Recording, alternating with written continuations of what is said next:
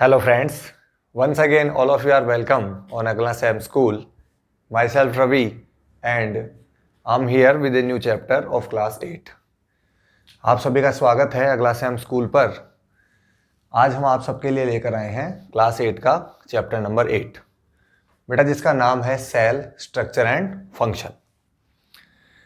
बेटा आज हम लिविंग बीइंग की बेसिक यूनिट जिसको हम बोलते हैं सेल, आपने अब तक काफ़ी सुना होगा कि बॉडी सेल की बनी हुई होती है, सारे प्लांट सेल से बने हुए हैं, सारे जो एनिमल्स हैं वो सेल से बने हुए हैं। आज हम थोड़ा इस सेल के बारे में पढ़ेंगे और ये समझने की कोशिश करेंगे कि क्या सेल इतना इम्पोर्टेंट है और सेल को हम बेसिक फंडामेंटल स्ट्रक्चरल यूनिट क्यों बोलते हैं। तो देखिए, शुरू करते हैं। सबसे पहले हम देखते हैं डेफिनेशन ऑफ सेल। तो बेटा cell is the basic functional fundamental and structural unit of life. ऐसा क्यों कहते हैं मैं आपको समझाने की कोशिश करता हूं कि जैसे बेटा फॉर मेक ए वॉल और फॉर मेक ए हाउस और फॉर मेक ए होम या for make a room you require 4 sides of walls and for make a wall you require many of the bricks. Clear?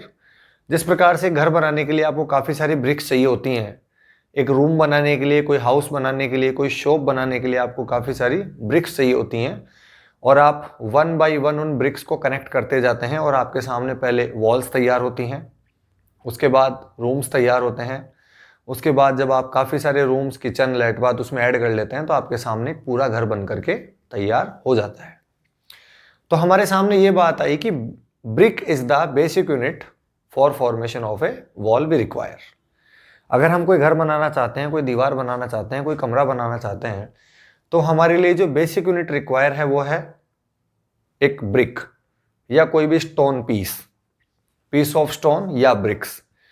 तो उसी तरीके से बेटा जो living bodies हैं, चाहे वो माइक्रोबियल फॉर्म में हो, चाहे वो प्लांट फॉर्म में हो, चाहे से वो एनिमल फॉर्म में हो, ये सभी फॉर्म्स जो हैं लिविंग की या लाइफ की, उन सभी के लिए हमें सेल की रिक्वायरमेंट होती है। अगर बॉडीज बड़ी हैं या बॉडीज का साइज बड़ा है तो इट मीन्स वहाँ पे सेल्स का नंबर ज़्यादा हो सकता है। अगर बॉडी का साइज छोटा है तो इट मीन्स वहाँ पे सेल का नंबर कम हो सकता है। बट अल्टीमेटली वो जो बॉडी है वो बनी हुई है सेल्स से। जैसे आप ये समझने की कोशिश करिए कि एक होता है आपका सिंगल स्टोरी का, मतलब जो भी घर है वो मान लीजिए सिंगल स्टोरी का है, और एक जो है वो मल्टीपल फ्लोर्स का घर है। तो कॉमन सेंस की बात आप समझ रहे हैं ना कि जो सिंगल स्टोरी या सिंगल फ्लोर का घर है या हाउस है उसमें जो नंबर ऑफ ब्रिक्स यूज हुई हैं वो कम हुई है, और जो मल्टीपल स्टोरीज का 2, 3, 4, 5, 10 स्टोरी का अगर कोई हाउस है या कोई पेंट हाउस वगैरह है तो उसमें आपको नंबर ऑफ ब्रिक्स का ज़्यादा मिलेगा। तो सेम थिंग, अगर लिविंग बीइंग की बॉडी कॉम्प्लेक्स कम है या वो सिंपल बॉडी है तो वहाँ पे हो सकता है कि नंबर ऑफ सेल्स कम हो। अगर बॉडी बड़ी है तो हो सकता है कि नंबर ऑफ सेल्स ज़्यादा हो। जैसे आपने अपने अब तक के स्टडी में या अब तक के जो क्लासेज हैं उनमें आपने यूनिसेल्युलर और मल्टी सेल्युलर एक बेसिक बात पढ़ी होगी कि जो यूनिसेल्युलर ऑर्गेनिजम्स हैं उनकी बॉडी जो है वो सिर्फ एक सिंगल सेल से मिलकर बनी हुई होती है, और जो मल्टी सेलुलर ऑर्गेनिजम्स हैं उनकी बॉडी में आपको number of cells more than 1 मिलेगा, एक से ज़्यादा मिलेगा। तो ये वही बात है, चाहे बॉडी किसी एलिफेंट की हो, चाहे बॉडी किसी अमोबा की हो, चाहे यूग्लिना की हो, चाहे पैरामीशियम की हो, चाहे किसी पर्टिकुलर प्लांट की हो, चाहे एलिफेंट की हो, चाहे कोई भी whatever the animal, whatever the plant you can take, all of the life forms are made up from cell. Clear है? क्योंकि जिस तरीके से आपको कोई हाउस बनाने के लिए, कोई वॉल बनाने के लिए ब्रिक की ज़रूरत होती है, उसी तरीके से हमें लाइफ फॉर्म बनाने के लिए सेल की ज़रूरत होती है। पहले हमारे पास प्राइमरीली एक सिंगल सेल होती है, वो सिंगल सेल अपने आप को डिवाइड करती है और वो डिवाइड करके अपना नंबर इंक्रीज करती जाती है, और जैसे जैसे सेल्स का नंबर इंक्रीज होता जाता है उस लिविंग ऑर्गेनिज्म की बॉडी का शेप, साइज, मास, वॉल्यूम, डेंसिटी धीरे धीरे आपको इंक्रीज होता हुआ दिखाई देता है। जैसे आप अपनी ही बात कर लीजिए, जब एक ह्यूमन बेबी बॉर्न होता है तो वो साइज में भी काफ़ी छोटा होता है और वेट भी उसका काफ़ी कम होता है, बट जैसे जैसे day to day time spend होता जाता है तो उसकी बॉडी भी आपको धीरे धीरे बड़ी होती हुई नजर आती है और उसका वेट भी धीरे धीरे इंक्रीज होता है, ठीक है ना। तो आप समझ पा रहे होंगे कि जब वो स्टार्ट में जब वो बॉर्न हुआ था तो वहां पे नंबर ऑफ सेल्स थोड़ा कम था, जैसे जैसे वो बड़ा होता गया उसके नंबर ऑफ सेल्स इंक्रीज होते गए। तो I hope understand this topic all of you. Cell is actually the basic functional fundamental and structural unit of life. Fine. उसके बाद हम थोड़ी हिस्ट्री की बात करते हैं कि हु डिस्कवर द सेल। पहला क्वेश्चन आपके सामने जो अराइज होता है वो होता है हु डिस्कवर द सेल। तो definitely you will give the answer Robert Hooke in 1665। ये आपको डेफिनेटली याद रखना है कि रॉबर्ट हुक ने फर्स्ट ऑफ ऑल सेल को डिस्कवर किया था इन 1665।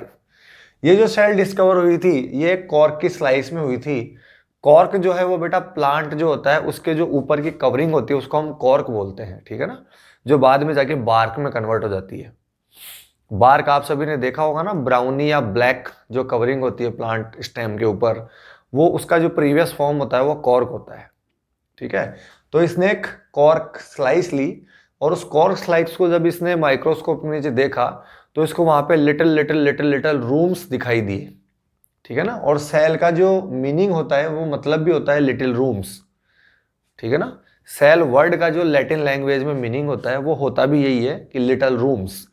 तो जब इसने इस कॉर्क स्लाइस को देखा तो इसको वहां पे बारीक बारीक बारीक बारीक होल्स नजर आए, उसको इसने सेल जो है नाम दिया। उनका मतलब होता है a little room. Fine, okay. But the problem is कि ये जो सेल रॉबर्ट हुक ने डिस्कवर करी थी, ये जो सेल थी वो बेटा डेड थी, ठीक है।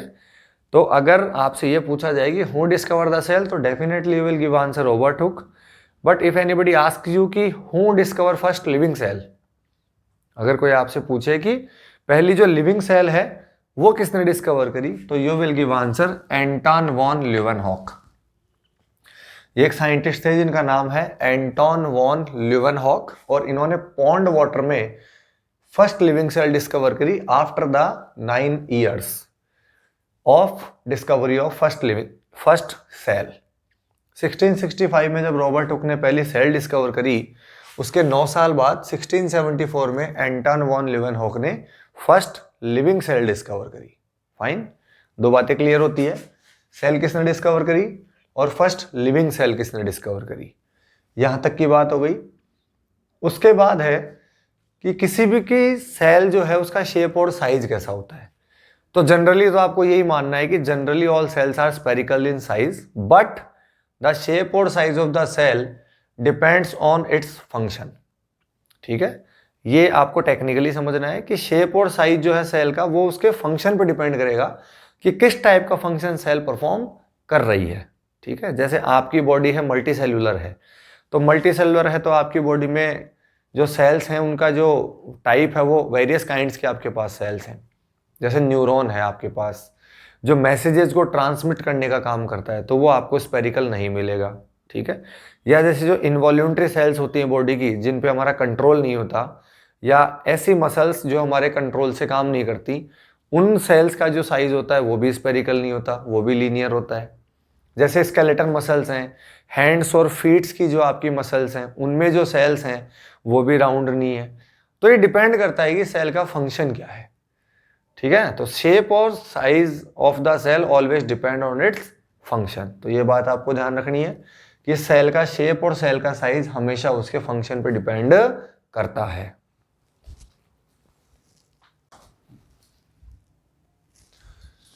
यस बेटा, तो now after the shape and size of the cell we discover about the organisms categorise on the basis of number of cell. अब हम आपको बताएंगे कि जो ऑर्गेनिजम्स हैं उनको हम नंबर ऑफ सेल के बेसिस पे किस तरीके से कैटेगराइज करेंगे। तो on the basis of number of cells there are 2 types of organisms found in this nature.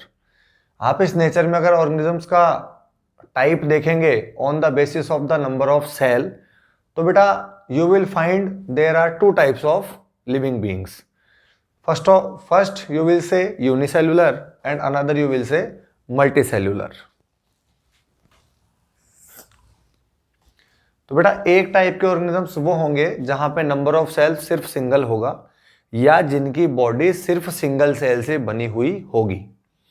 Microbes अपना क्लास 8 का सेकंड नंबर का चैप्टर जो हम पढ़कर आए हैं, वहां आपको बताया गया था कि माइक्रोब्स वो होते हैं या माइक्रोब्स वो ऑर्गेनिजम्स होते हैं which we can not see with naked eye and we always require a microscope for seeing them, जिनको कि हम हमारी नेक्ड आई से नहीं देख सकते और उनको देखने के लिए हमें ऑलवेज माइक्रोस्कोप का रिक्वायर होता है। तो ये वही हैं जिनकी बॉडी सिंगल सेल से बनी हुई है और जो हमें नेक्ड आई से नजर नहीं आते। तो वो जो ऑर्गेनिजम्स हैं जिनकी बॉडी में नंबर ऑफ सेल सिर्फ सिंगल है, तो वो कैटेगराइज होंगे आपके यूनिसेल्यूलर में। फाइन। सेकंड जो है उसमें जैसे आप अपना खुद का एग्जांपल ले सकते हैं कि ह्यूमन बीइंग जो है वो आपका मल्टी सेल्यूलर की कैटेगरी में आता है, क्योंकि वहां पे number of cell more than 1 होता है।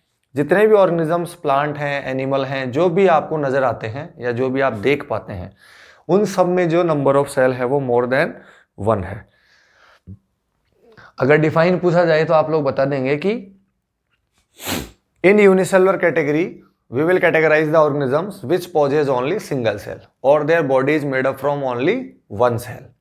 If the organism's body is made up from only a single cell, then that organism is categorized into unicellular.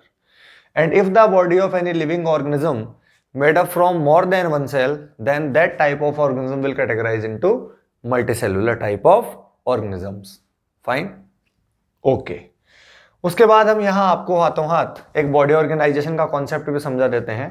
तो बेटा बॉडी ऑर्गेनाइजेशन का मतलब ये है कि जैसे आप लोग हैं, ह्यूमन बीइंग है, उसमें डिफरेंट डिफरेंट काइंड के आपको ऑर्गन सिस्टम्स मिलेंगे। जैसे आपने डाइजेस्टिव सिस्टम का नाम सुना होगा कि आपका जो डाइजेस्टिव सिस्टम है वो माउथ कंजिस्ट करता है, फूड पाइप कंजिस्ट करता है, स्टमक कंजिस्ट करता है, small intestine, large intestine etcetera.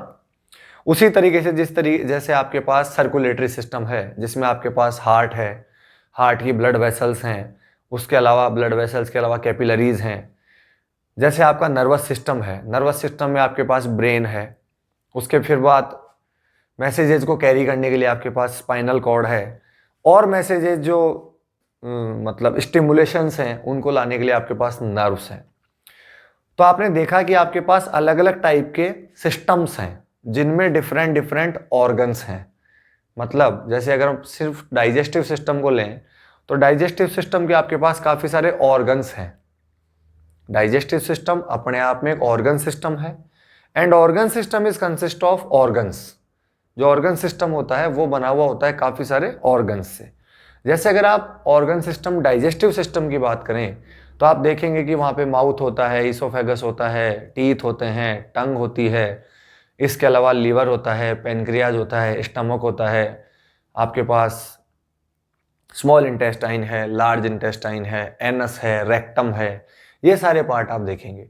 तो these all are organs and these all organs accumulate and make a system which is known as digestive system. मतलब हमें ये समझ आया कि सबसे ऊपर जो है वो चीज ऑर्गन सिस्टम किसी भी बॉडी में पाई जा सकती है, क्योंकि फिर ऐसे अपने पास एक से ज्यादा ऑर्गन सिस्टम है जिनसे मिलकर के हमारी बॉडी फॉर्म हुई है। तो ऑर्गन सिस्टम टॉप लेवल पे है। ऑर्गन सिस्टम कहां से बना हुआ है? ऑर्गन्स से। इसके पीछे जब आप जाएंगे तो आप पाएंगे कि जो एक ऑर्गन होता है वो particular organ different different kind of tissues से बनता है, ठीक है। और जो एक टिश्यू होता है वो एक्चुअली बनता है बंडल ऑफ सेल्स से। तो ये बात आपको यहां से समझनी है कि जो मल्टी सेलुलर ऑर्गेनिज्म होगा वहां पे फिर जब सेल्स एक्यूमुलेट हो जाएंगी तो वो फॉर्म करेंगी टिश्यू। तो व्हाट इज ए टिश्यू? अगर आपसे पूछ लिया जाए कि व्हाट इज ए टिश्यू और डिफाइन द टर्म टिश्यू, तो यू विल गिव आंसर कि द बंडल ऑफ सेल और a group of cell which perform similar kind of function. Cells का ऐसा ग्रुप या ऐसा सेल्स का बंडल जो एक सिमिलर ग्रुप परफॉर्म करे, एक सिमिलर फंक्शन परफॉर्म करे, उसको हम कहते हैं टिश्यू। उसके आगे अगर आप पढ़ना चाहें तो जब टिश्यूज एक्यूमुलेट होंगे तो वो फॉर्म करेंगे ऑर्गन, और when organs accumulate then they will form organ system, and if different organ systems are accumulate then they will form a body. लेकिन यहां यह भी आपको ध्यान रखना है कि ऐसा नहीं है कि हर लिविंग ऑर्गेनिज्म में आपको ऑर्गन सिस्टम मिले ही। जैसे अगर आप प्लांट्स की बात करेंगे तो प्लांट्स में बेटा आपको body organisation organ system level का नहीं मिलेगा। प्लांट्स में आपको सिर्फ ऑर्गन्स ही मिलेंगे, like then root, like then leaf, like then fruit, like then flowers, like then leaf. तो these all are actually the organs, fine, and these organs are actually made up from different kind of tissues, and different kind of tissues are made up from actually cells। ठीक है, तो ये अपना अपना body organisation है जो vary करता है according to the number of cells. जैसे अमोइबा है तो अमोइबा में आपको सिंगल सेल मिलेगी, तो आपको जो वहां पे बॉडी ऑर्गेनाइजेशन सिर्फ सेल्यूलर टाइप का मिलेगा, वहां पे आपको टिश्यू भी नहीं मिलेगा, क्योंकि जब वहां पे नंबर ऑफ सेल ही सिंगल है तो फिर टिश्यू कैसे फॉर्म होगा। समझ रहे हैं आप मेरी बात? तो जब सेल्स एक्यूमुलेट हो जाएंगी तो वो क्या बनाएंगी, वो आपको बना करके देंगी टिश्यू, जिसको हम बोलेंगे group of cells. Fine, okay. उसके बाद हम बात करते हैं सबसे पहले कि सेल जो है उसकी आउटर बाउंड्री क्या है, या सेल को प्रोटेक्शन देने का काम कौन करता है, या सेल को दूसरी सेल से या फिर एनवायरनमेंट से सेपरेट करने का काम किसका होता है। तो बेटा सेल मेम्ब्रेन और cell wall provide shape to the cell, है ना। सेल वॉल या सेल मेम्ब्रेन जो है वो आउटर कवरिंग होती है। यहां आपको एक ध्यान रखना है कि सेल मेम्ब्रेन तो आपको दोनों टाइप या तीनों टाइप की सेल्स पे मिलेगी, चाहे वो माइक्रोबियल हो, चाहे वो प्लांट हो, चाहे वो एनिमल हो, बट जो सेल वॉल है ये पर्टिकुलरली आपको प्लांट सेल पर ही मिलेगी।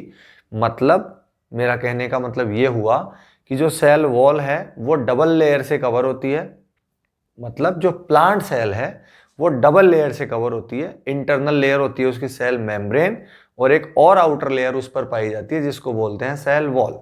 बट जो एनिमल सेल होती है वहां पर आपको सेल वॉल नहीं मिलेगी, वहां पर आपको सिर्फ एक ही कवरिंग मिलेगी जिसको हम बोलेंगे सेल मेम्ब्रेन। ये बात हम लास्ट में जब कंपेयर करेंगे प्लांट और एनिमल सेल को तब भी मैं आपको एक बार फिर से बताऊंगा। फाइन, दोबारा बता देता हूं मैं आपको एक बार यहां कि सेल मेम्ब्रेन या सेल वॉल जो है वो सेल को शेप प्रोवाइड करने का काम करती है। इसी का काम है कि ये सेल को शेप देती है, सेल को आउटर एनवायरनमेंट से सेपरेट करती है, सब्सटेंसेस की एंट्री और एग्जिट को कंट्रोल करती है, किन चीजों को सेल के अंदर आना है और किन चीजों को सेल के बाहर जाना है। ठीक है ना, सब्सटेंसेस की जो एंट्री और एग्जिट है उसको कंट्रोल करने का फंक्शन भी सेल मेम्ब्रेन का ही होता है।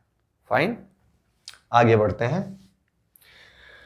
आगे बढ़ के अब हम एक बात करेंगे कि स्मॉलेस्ट और लार्जेस्ट सेल, अगर आपसे पूछा जाए कि इस नेचर में आपको सबसे स्मॉलेस्ट सेल किसकी मिलेगी और सबसे लार्जेस्ट सेल आपको किसकी मिलेगी। वैसे आपने ऊपर देखा है कि shape and size of the cell depend always on function they perform. वो तो हो गया एक वैरायटी और शेप और साइज में डिफरेंस। बट अगर आपसे क्लियर कट यूनिवर्सली स्मॉलेस्ट और लार्जेस्ट सेल पूछी जाए तो आप क्या बताएंगे। ठीक है, तो जो स्मॉलेस्ट साइज है दुनिया में वो पाई जाती है पीपीएलओ या माइकोप्लाज्मा, जो एक तरीके का बैक्टीरिया होता है। पीपीएलओ या माइकोप्लाज्मा ये इसका नाम होता है, pleuro pneumonia like organism. Pleuro pneumonia like organism, इसी का दूसरा नाम माइकोप्लाज्मा भी होता है, MYCOPLASMA, माइकोप्लाज्मा। और बेटा इसकी साइज होती है 0.1 से 0.5 माइक्रोमीटर। ठीक है, स्मॉलेस्ट सेल का नेम भी आपको याद रखना है और स्मॉलेस्ट सेल का साइज भी आपको याद रखना है। Smallest cell found in a type of bacteria which is known as mycoplasma और PPLO possess the size 0.1 to 0.5 micrometre. ये हो गई आपकी दुनिया की सबसे स्मॉलेस्ट सेल। लार्जेस्ट का अगर आपसे क्वेश्चन पूछा जाए तो जो ऑस्ट्रिच एग है, शुतुरमुर्ग का जो अंडा होता है ऑस्ट्रिच एग, वो अपने आप में एक लार्जेस्ट सिंगल सेल को रिप्रेजेंट करता है। ऑस्ट्रिच एग जो है वो दुनिया में सबसे बड़ी सेल को रिप्रेजेंट करता है और उसका साइज होता है 170 इंटू 130 माइक्रोमीटर। ठीक है, 170 इंटू 130 माइक्रोमीटर ऑस्ट्रिच एग की सेल का साइज है और ऑस्ट्रिच एग अपने आप में लार्जेस्ट सेल को रिप्रेजेंट करता है। फाइन, यस बेटा, तो नाउ लुक, ये हो गई आपकी बात according to the smallest and largest cell find in this nature. इसके बाद हम आगे बढ़ते हैं और एक बहुत इंपॉर्टेंट बात हम आपको यहां बताते हैं कि जो बेटा सेल का साइज है उसका कभी भी रिलेशन नहीं होता प्लांट और एनिमल की बॉडी या उसके साइज से। काफी कंसेप्चुअल और काफी साइंटिफिक तरीके की बात है, समझने की कोशिश करें कि कभी भी किसी एनिमल में अगर वो छोटा है तो वहां शेप या साइज ऑफ सेल छोटी होगी, या कोई एनिमल अगर बड़ा है तो वहां shape and size of cell बड़ी होगी, ऐसा नहीं है। यह आपको बिल्कुल ध्यान रखना है कि कभी भी शेप और साइज जो है सेल की वो एनिमल या प्लांट की साइज पर डिपेंड नहीं करता है। मतलब जैसे रैट और एलिफेंट बहुत छोटे और बड़े एनिमल हैं, रैट और एलिफेंट का साइज में कोई कंपैरिजन नहीं है, वो काफ़ी छोटा है, एक काफ़ी बड़ा है। बट ऐसा ज़रूरी नहीं है कि इन दोनों में पाई जाने वाली सेल्स का साइज भी बड़ा और छोटा हो। I hope you understand. मैं ये कहना चाह रहा हूँ आप लोगों से कि the shape and size of the cell never relation और never relate with the size of plant and animal. ठीक है, एग्जाम्पल के साथ हम आपको समझाने की कोशिश करते हैं कि जो रैट और एलिफेंट है इन दोनों की जो न्यूरॉन होती है, न्यूरॉन मतलब जो एनवायरमेंटल स्टिमुलस को कैरी करने वाली सेल होती है उसको हम न्यूरॉन बोलते हैं, जो एनवायरमेंट के रेस्पॉन्सेज को या एनवायरमेंट के स्टिमुलेशंस को, कोल्ड को, हीट को आपके ब्रेन तक ट्रांसमिट करती है और वापस वहाँ से सिग्नल लेकर के आती है, उसको हम बोलते हैं न्यूरॉन। तो रैट और एलिफेंट का जो न्यूरॉन है उसका साइज सिमिलर होता है, जबकि आप सभी समझते हैं कि एलिफेंट एक काफ़ी बड़ा है एनिमल साइज में और रैट इसके कंपैरिजन में काफ़ी छोटा एनिमल है। लेकिन ये बात आपको ये समझाती है कि size of cell has no relation with size और body of plant and animal, कि कभी भी किसी सेल का शेप और साइज एनिमल या प्लांट की बॉडी के साइज के हिसाब से रिलेट नहीं करता है। वो सेल का साइज जो है वो हमेशा उसके फंक्शन पे ही डिपेंड करता है। ये मैंने आपको ऊपर ही बता दिया था। क्लियर है? इसका एग्जाम्पल भी मैंने आपको दे दिया है कि एलिफेंट और रैट में जो न्यूरॉन सेल है या नर्व सेल है उस नर्व सेल का साइज दोनों में सिमिलर होता है। ये मैंने यहाँ फंक्शन भी लिख रखा है कि neuron performs the message transfer function, कि न्यूरॉन जो है वो मैसेजेस को ट्रांसफर करने का फंक्शन आपके लिए परफॉर्म करता है। इतनी बातें क्लियर है? हमने क्या क्या कर लिया? डेफिनेशन ऑफ सेल, डिस्कवरीज, उसके बाद में शेप एंड साइज, उसके बाद में categorization of living beings on the number of cell, उसके बाद हमने देख लिया कि सेल की जो आउटर कवरिंग है वो सेल मेम्ब्रेन है जो उसको दूसरे कंपोनेंट से या दूसरी सेल से या एनवायरनमेंट से प्रोटेक्ट करने का या सेपरेट करने का काम करती है। स्मॉलेस्ट सेल किस में है, लार्जेस्ट सेल किस में है, ये हमने देख लिया है। ये बात भी हमने कर ली है कि सेल का कभी भी जो साइज है वो एनिमल या प्लांट की बॉडी के साइज से रिलेट नहीं करता है। अब हम चलते हैं थोड़ा अंदर कि सेल के जो मेजर पार्ट्स हैं वो क्या क्या हैं। ठीक है, सेल का बॉस कौन है, सेल का कंट्रोल सेंटर कौन है, सेल की मेटाबॉलिक एक्टिविटीज कहाँ परफॉर्म होगी, सेल को कवरिंग कौन प्रोवाइड कराएगा। ठीक है, तो बेटा बेसिकली सेल के जो पार्ट्स हैं वो 3 हैं। मेन जो कंपोनेंट हैं सेल के वो आपके पास 3 हैं।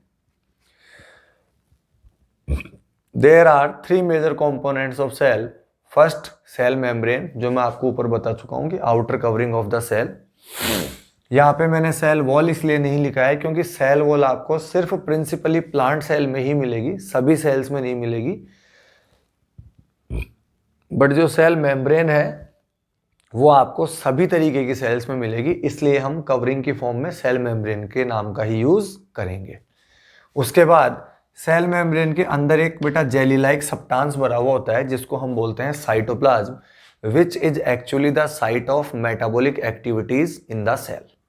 ये साइटोप्लाज्म ही वो जगह है जहां पर आपको वेरियस काइंड सेल ऑर्गेनल्स मिलेंगे। जैसे आपने सुना होगा power house of cell mitochondria, इसके अलावा आपने सुना होगा ribosome, lysosome, endoplasmic reticulum, vacuoles, plastids, mitochondria, ये जितने भी ऑर्गेनल्स हैं ये सारे आपको साइटोप्लाज्मिक रीजन में मिलेंगे। और फिर एक सेल के मिडल सेंटर में आपको ऑर्गन मिलेगा जिसको हम बोलते हैं न्यूक्लियस। ठीक है, मैं आपको यहाँ पे एक डिफरेंस, एक छोटा सा डायग्राम बना के शो करने की कोशिश करूँगा। जैसे मान लीजिए ये आपकी सेल मेम्ब्रेन है जो आउटर कवरिंग फॉर्म कर रही है, ये जो मिडल पोर्शन है ये यहाँ पे आपका न्यूक्लियस है, और जो आपका न्यूक्लियस और सेल मेम्ब्रेन के बीच का पार्ट है ये जो है आपका एक्चुअली साइटोप्लाज्म है। ठीक है, जैसे हम इसको रिप्रेजेंट कर सकते हैं with the name of cytoplasm. ये जो है आपका, ये हो जाएगा बेटा आपका न्यूक्लियस, और ये जो आउटर कवरिंग है आपकी ये आपकी रिप्रेजेंट कर देगी सेल वॉल, सेल मेम्ब्रेन को। ओके, तो और nucleus is actually the control centre of cell और बॉस ऑफ द सेल। ये आपको याद रखना है कि जो मेन कंट्रोल सेंटर है सेल का वो न्यूक्लियस होता है। वो इसलिए होता है कि जब भी कोई सेल डिवाइड करती है तो उसमें न्यूक्लियस का बहुत बड़ा रोल होता है। उस सेल का जो हेरेडिएटरी मटेरियल है या जो प्रोगेनी में एक्चुअली ट्रांसफर होगा या डॉटर सेल्स में जो ट्रांसफर होगा वो मटेरियल एक्चुअली न्यूक्लियस में पाया जाता है, जिनको हम क्रोमोजोम्स बोलते हैं। और इन क्रोमोजोम्स को अपन हेरेडिएटरी मटेरियल भी कहते हैं, जिससे एक पेरेंट सेल के कैरेक्टर अपनी डॉटर सेल्स में ट्रांसमिट होते हैं। That's why the nucleus is actually known as the control centre और boss of the cell. Outer covering of the cell is known as cell membrane, which protects or separates the cell from its external components or external environment or cell to cell। ठीक है, इसके अलावा cell membrane की दूसरी जो function है वो ये है कि it also controls entry and exit of the substances inside to outside and outside to inside the cell। Cytoplasm is the site of metabolic activities inside the cell। Nucleus is the control centre और boss of the cell. Fine, ये मैंने यहां लिख दिया है कि cell membrane के function क्या क्या हैं। सेल मेम्ब्रेन के फंक्शन मैंने आपको बता दिया है। Function number 1, it provides a barrier to the cell from its external environment और from cell to cell. Function number 2, it also maintains the entry and exit of the substances from outside to inside and inside to outside of the cell। Cytoplasm जो है वो मैंने आपको बता दिया कि metabolic activities की साइट है, और यहाँ पे आपको काफ़ी सारे ऑर्गेनल्स मिलेंगे जिनको नॉमिनेट मैंने कर दिया है, आपको बता दिया है कि जैसे माइटोकॉन्ड्रिया है, लाइसोसोम है, राइबोसोम है, एंडोप्लाज्मिक रेटिकुलम है। About that you will study in next class और हायर क्लासेस। आपके पास 9th में भी सेल का चैप्टर आएगा, वहाँ आपको इससे थोड़ा बड़ा या इससे थोड़ा डीप में या इससे थोड़ा ब्रीफ में आपको नॉलेज दिया जाएगा। अभी आपके सिलेबस में इतना ही है कि जो साइटोप्लाज्म है उसके अंदर काफ़ी सारे ऑर्गेनल्स पाए जाते हैं। न्यूक्लियस जो है वो मैंने आपको बता दिया है, बॉस ऑफ द सेल या control centre of the cell कहलाता है। अब हम बहुत ही इंपॉर्टेंट बात करेंगे कि सेल्स का जो टाइप होता है वो 2 टाइप का होता है, प्रोकैरियोटिक एंड यूकैरियोटिक। ये जो कैटेगराइजेशन है ये सेल्स का नहीं है बेटा, ये लिविंग बींग्स का कैटेगराइजेशन है on the basis of number of cell. काफी सारे बच्चे यहाँ कंफ्यूज हो जाते हैं और बच्चे यूनिसेलुलर और मल्टीसेलुलर सेल का टाइप मान लेते हैं।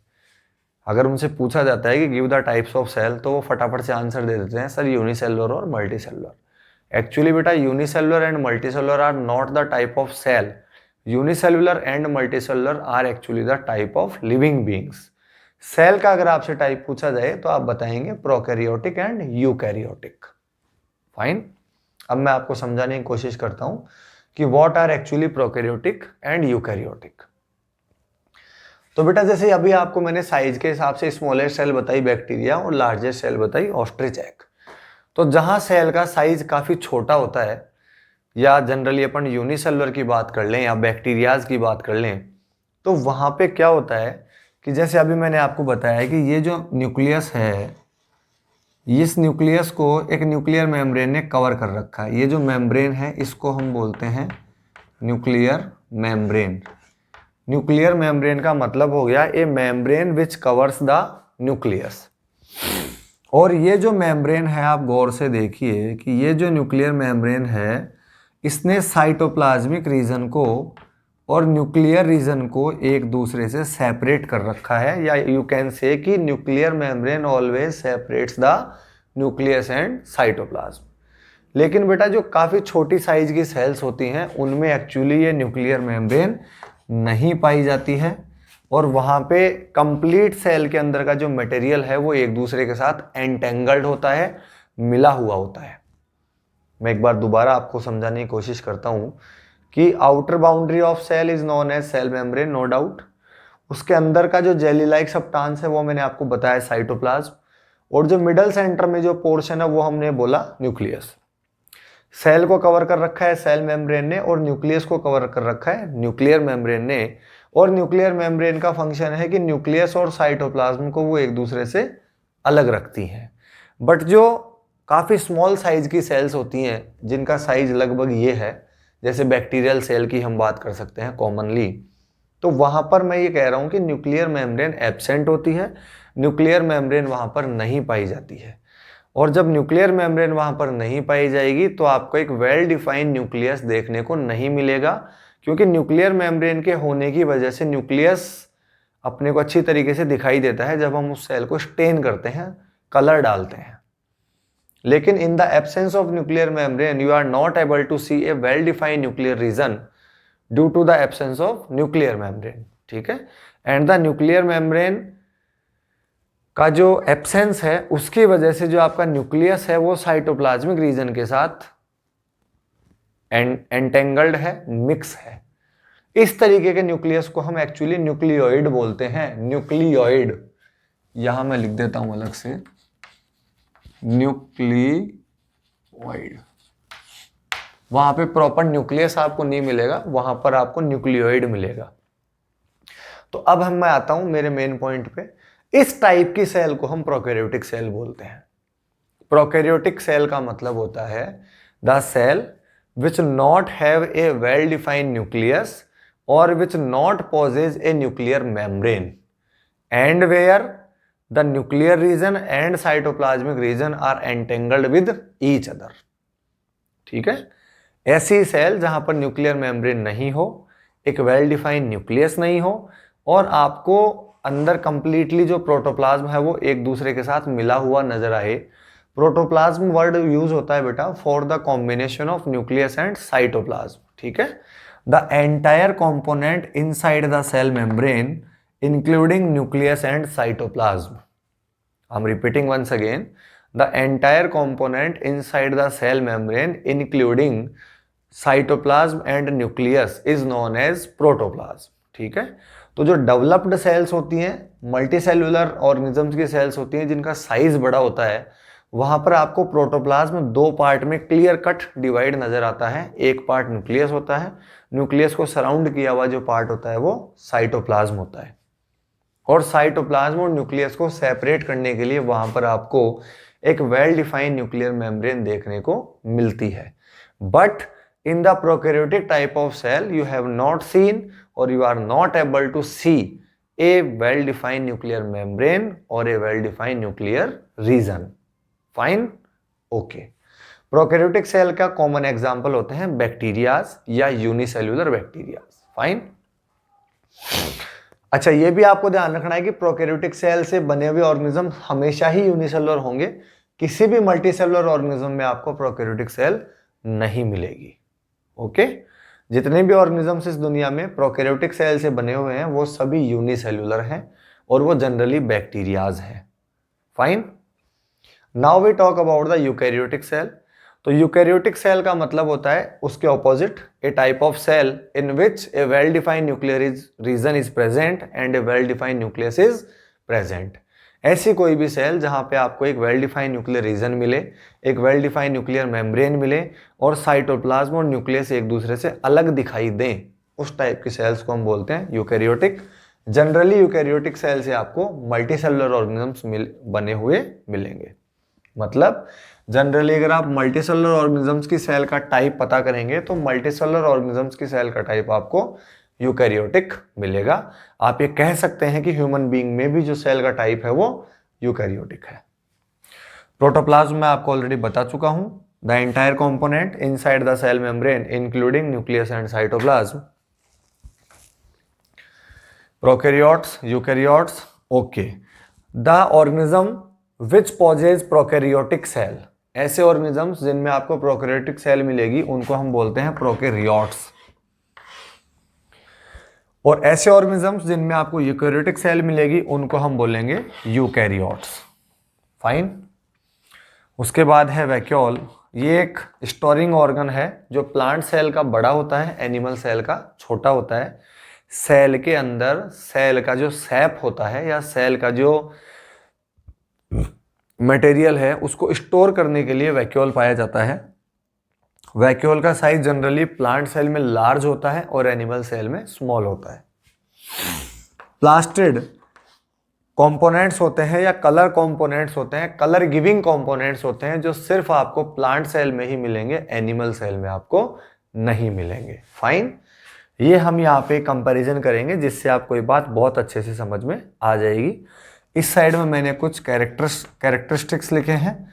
यहाँ पर मैंने P से प्लांट सेल को डिनोट किया है, A से मैंने एनिमल सेल को डिनोट किया है।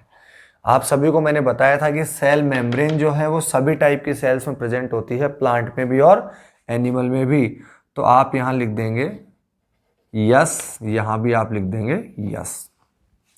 सेल वॉल मैंने आपको ऊपर बताया था कि present only in plant cell, not present in animal cell.